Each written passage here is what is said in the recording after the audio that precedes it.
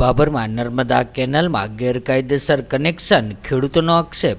બાબરમાં CNG પંપના માલિકે ગેરકાયદેસર connection લેતા ખેડૂતોની માઇનોર કેનાલની પાઇપલાઇન તોડતા ખેડૂતો સિંચાઈના પાણીથી વંચિત। જાણવા મળેલી માહિતી અનુસાર બાબરથી 2 કિલોમીટર દૂર આવેલા બાબર તાલુકાને સિંચાઈનું પાણી પહોંચાડતી હીરાપુર માઇનોર કેનાલને છેડછાડ કરીને ગેરકાયદેસર કનેક્શન લેવામાં આવ્યું હોવાના આક્ષેપો થઈ રહ્યા છે।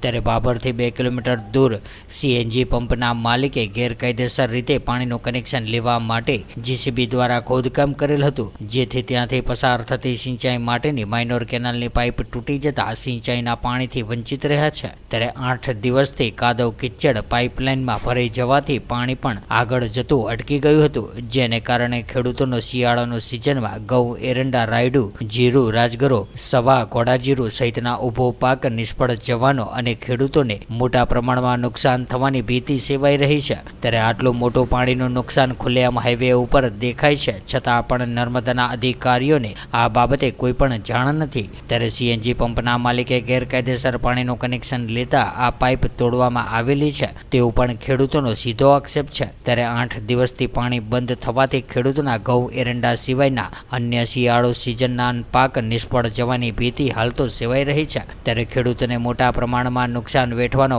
વારો આવી શકે છે। ત્યારે જવાબદાર તંત્ર આ બાબતે ધ્યાન લઈને તપાસ હાથ ધરે અને ગેરકાયદેસર કનેક્શન લેતા લોકો સામે કાયદેસરની કાર્યવાહી કરે તેવી લોકમાંગ ઉઠવા પામી છે। હવે આ કેલાલ સાહેબ અમારે પાણીની જે જરૂર હતી ત્યાં ખોદીને બધી આખી કાપી નાખી, અમારે ધોન બધું ફૂકાઈ જાય છે, ઘઉં, એરંડા, ગાય માટેનું ઘાસ।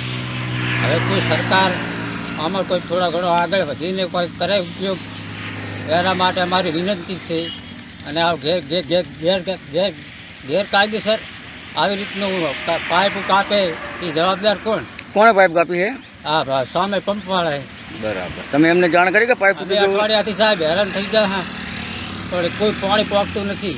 ના, તમે પંપવાળાને કીધું હતું કે પાઇપ તૂટી ગયું? પંપવાળાને જોડ કરી પણ કોઈ હજી નિકાલ આવતો નથી। આજે અઠવાડિયું થઈ ગયું, અમારે ઘર પાણી આગળ પહોંચતું નથી।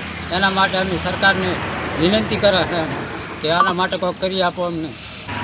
આપથી મારી રજૂઆત એ છે કે આ ખાડો જે તમને દેખાય ને એ ખાડો હોમેલા પેટ્રોલ પંપના માલિકે ગેરકાયદેસર પોતાનો પાણીનું કનેક્શન લેવા માટે કરીને કર્યો હતો, પરંતુ અહીંયા મેન પાઇપ ખેડૂતોને જે પિયત માટે સરકારે પાણી આપ્યું છે નર્મદા કેનાલનું, એ પાઇપ અને તોડી નાખી છે અઠવાડિયાથી, અને જેના કારણે લાખો લીટર પાણી વહી ગયું છે। અને અત્યારે આગળ 50થી વધારે ખેડૂતોની રવિ સિઝન બગડે છે, શિયાળાનું છેલ્લું પાણી હવે હવામાનની અંદર માટે બાકી છે, અને આ પાઇપ તોડી નાખી અઠવાડિયાથી ખેડૂતો ધોળેલા છે, પણ આ અઠવાડિયાથી આ ખાડો તંત્રને દેખાતો નથી। અને આ લોકો ગેરકાયદેસર પોતાને સ્વાર્થ માટે કનેક્શન ગેરકાયદેસર મંજૂરી દીધા વગર લેતા આ ખેડૂતોના કેનાલનું પાણીનું પાઇપ તોડી નાખી છે। અને હવે આ પાણી એટલું બગડેલું છે અને ખેડૂતોને એટલું બગડેલું છે ને કે હવે છેલ્લું પાણી ના મળે તો લાખો રૂપિયાનું નુકસાન આવી શકે એમ છે। કારણ કે અત્યારે ઘઉંની અંદર છેલ્લું પાણી છે, જો આ છેલ્લું પાણી નહીં મળે તો મોટું નુકસાન આવશે। આ મોટું નુકસાન આવશે તો આનું જવાબદાર તંત્ર કોણ? તંત્ર કે આ પંપનો માલિક? આ સુધી હજી આ પાઇપલાઇનને હમી કરવા માટે કોઈ ખેડૂતે જાણ કરી પણ હજી નથી કર્યું। એટલા માટે અમારે મીડિયાનો સહારો લેવો પડ્યો છે। એટલે સરકારશ્રીને મારી નમ્ર વિનંતી છે કે ઇમરજન્સી ખેડૂતોનું થતું નુકસાન અટકાવે, નહીંતર મોટું ખેડૂતોને છેલ્લા પાણીવાળું નુકસાન આવશે। અને આ ગેરકાયદેસર કનેક્શન લેવા માટે જે તોડ્યું છે એના અમે કાયદેસરની કડક કાર્યવાહી કરવામાં આવે।